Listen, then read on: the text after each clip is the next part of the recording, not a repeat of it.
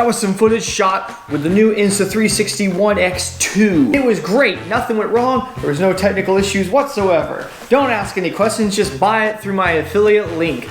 Thank you and good night. I mean, I was once driving over a boat. Busted out the white napkins here. Professionalism. This is the newest camera here from Insta360 OneX2. You're probably thinking, why isn't it just called the TwoX? We don't like names with lots of letters and numbers, okay? This is an XR6, I don't even know. It's the big red pig. Call this the cool filmy camera stick camera. Here it is. Woo!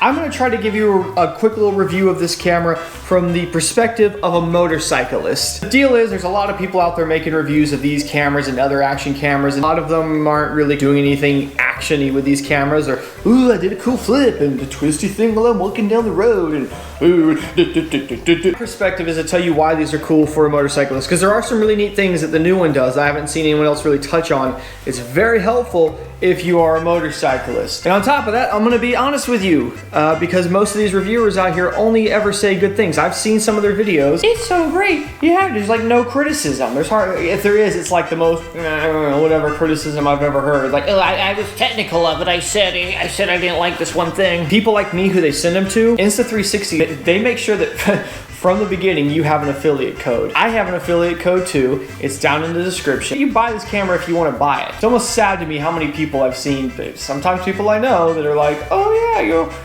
it's so good. It's like you're getting a couple bucks when someone buys one of these, man. Like, calm down. Here I am, Captain Integrity over here. I will put the affiliate link down in there if you do choose to buy one of these cameras, but I really don't want you to do it unless you honestly feel like you want to buy it. You know what I'm also gonna put down there, and Insta360 is not gonna like this. I'm gonna put an affiliate Amazon link as well, just because I know, even if it's the exact same price and free shipping or whatever, there's gonna be a lot of you just gonna wanna do it through Amazon. And I don't get as much commission off of that, but I'm gonna put that link down there because it's stupid not to, because so many of you are just gonna go that way. And Insta360, you shouldn't care, because you're gonna get your dollar bills anyway. And speaking of making the bucks, if you want to see better versions of this video and all the other videos I put out, you go over to Patreon. You can spend $1 a month. The whole adventure build was like well over an hour, something longer on this bike on there. But even the videos, man, the Patreon versions of they're the HD DVD quality versions. Those are the ones you want to check out. Ad-free or early access. There's no censorship.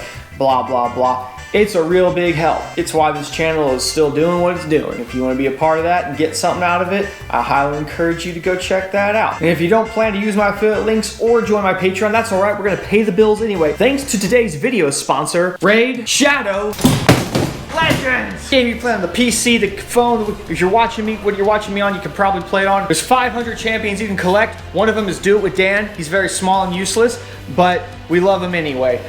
That's not true. I'm just kidding. I love you, Dan. They got all these artifacts and whatnot. You're gonna find these things. You're gonna equip your champions with them. They're not gonna be like anybody else's champions, okay? You're not gonna get there and be like, oh, there's the guy with one like me. I'm gonna go home. Like that's, no. I don't know why you haven't downloaded this game already. I'll wait. But use my link, because my link's gonna get you a big jump in the game. It's gonna get you a bunch of stuff, so you're not just some scrub starting off with nothing. They've just released their biggest update yet, with the Doom Tower. It's a big old tower with 120 floors, it's challenge rooms, and somewhere in those floors are 12 bosses. You gotta watch out for them. The only way you're gonna have a chance against these bosses in the Doom Tower is you gotta get Bulwark. Right now, the raid team's gonna give you him just so you have a chance. For the holidays, it's all themed up. They got Christmas trees, it's snowing, but that's not all. You get 14 new champs, and there's special events and tournaments. When you click the link, you're gonna get free Void Champ, XP Booster, 50 gems, and energy refills, and an ancient shard. You'll get extra rewards in your inbox for the next 30 days only. Download the link. For real though, thank you Raid for sponsoring us YouTubers. You're doing a great job, and for those of you out there who want to help me out, please download the link. It really does help. Now back to the video. Woo! What you're seeing here with all these cameras is multiple lenses on them here, okay? Filming 180 degrees in a full circle in front and in back, the whole thing, stitches them together. You are filming as an orb. You can film in every direction. So many of my friends is like, I'll hand them the selfie stick with a camera on it. I'm like, here, film this. They're like, which one do I film with? I have to tell them every time. It's like, you just hold it. Don't worry about that. I pick and post where it films. With the use of the old visible selfie stick, you have like a camera crew without having an actual camera crew. And this is one of the things as a motorcyclist you're probably gonna use the most. Whether you hook this to your bike, to your waist, to whatever in your backpack. You got this thing out on a stick that it can't see because of its location between the stitch line, and because from its standpoint, this is just it's just a little pull. It's just because it's filming in all directions and then you're kind of cropping out of there, it does an amazing job of being a hyper smooth camera. The other thing from a motorcyclist standpoint that I think you would use the most of is things like setting this up like on a little tripod, putting it somewhere and driving past it, and then having the shot in post follow you. The audio they're gonna pick up is gonna be so-so because their camera's out in the wind getting blasted.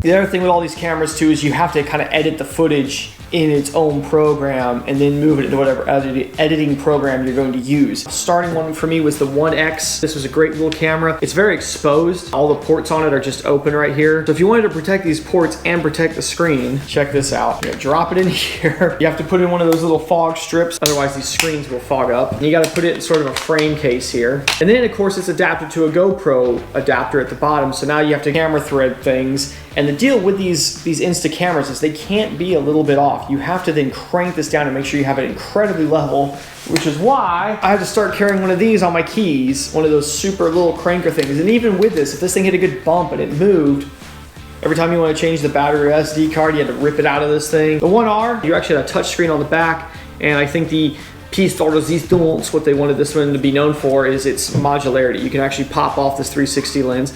If you ever break it, then you're just replacing this part of it too. But they had a 4K lens. There's a crazy 1-inch mod. I think it could film in like 5-something K. I never got that. I don't know if it's very good. I didn't use this one very much in general. Because it's a little bit thicker, I sometimes found that the cut line on it was a little more noticeable. You see how this is just a little bit thicker. There is that little split line where they stitch the two together.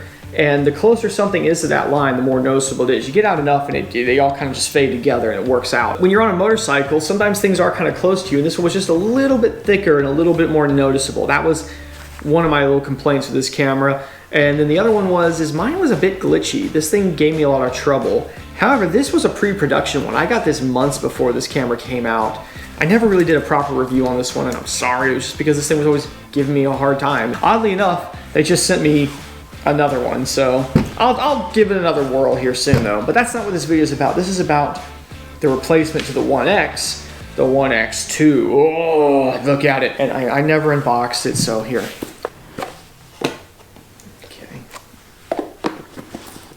Okay, now an unboxing. Neat. What is the big improvements for this one here? Well, first of all, and this is one of the things as a motorcyclist you'll appreciate about this camera the most, is it's all waterproof as is. It also just feels more rugged, it's rubbery. The SD card is in the battery slot now. Ah, there it is. Check this out. First of all, this is the entire battery right here. Nice big old battery. The SD card goes right in there, so it's all protected. They go through memory and they go through batteries pretty quick. Where is it? Ah, check this out. You get this little second battery here. Not only does it have a slot for the second battery, but right up here, this is a slot for a second SD card. Just to have this in my pocket, I've got an extra battery, an extra SD card.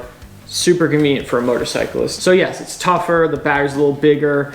The biggest thing though that this guy can do, they added a screen to it, kind of like the 1R. It's a round screen, which is kind of interesting, but it's a little touch screen. You can scroll it all around here. Now, you can switch it from a 360 camera into a 150-degree camera and pick which camera you're gonna use. But the reason it's very useful to use this in single lens mode is for reasons like this. I can use this as just a standard camera. From a motorcyclist standpoint, sometimes the less you can carry on you, the better. And if you have a camera like this already being your B camera, you're gonna have it on, you getting cool shots.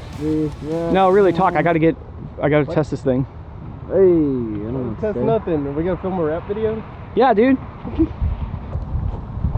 You know what it do, man? It's your boy Jake doing a moto vlog off the bike, because that's what you do. Woo! I don't know. I'll say too, this camera compared to all the other ones is like the fastest responding one I've had. Normally we're used to action cameras as they go with each, upgrade, more Ks or it's more frame rates or something, With the last one here, this one can do 5.7K, and the new one is 5.7K at 30 frames per second.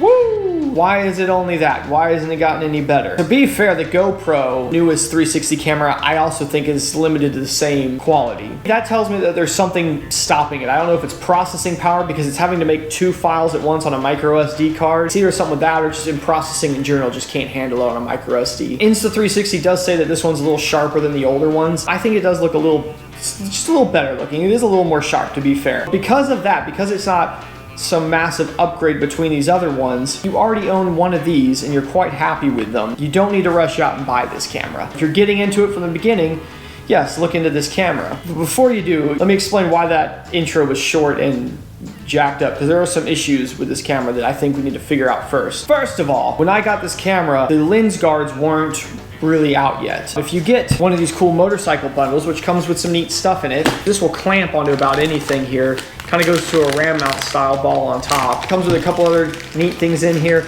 and apparently it also comes with lens protectors, but not mine, because mine was kind of right before all this stuff came out. So yeah, I highly recommend you get the lens protectors so you don't have this happen to it. That's not just a scuffed piece of lens there, that's actually a small piece of glass missing from the lens. I can't buff that out. Something, I guess, hit it at some point. It might even smack the ground, because sometimes you have it way out on the back like that and it's bobbling. I had the SADs because I really just got it and I was liking it, and then I did that. It's a lot better to replace the lens protector than to replace the whole camera. And before you go, oh, your GoPros have replaceable lenses, not their 360 camera. These 360 cameras, none of them have replaceable lenses. The most replaceable lens you have is one of these, because you can replace the whole module.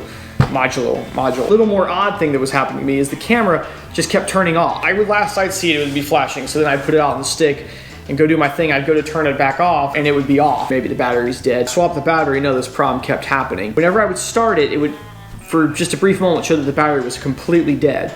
Even though this wasn't the case, the batteries were probably still over 75% full. I think the camera thinks they're dead.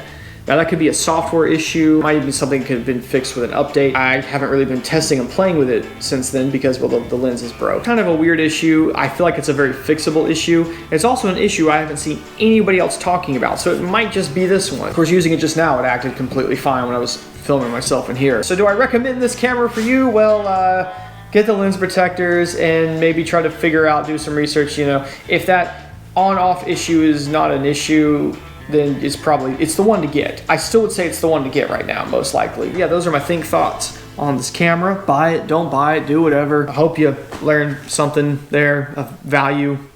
Help make you a decision. Yeah. Okay. Bye now.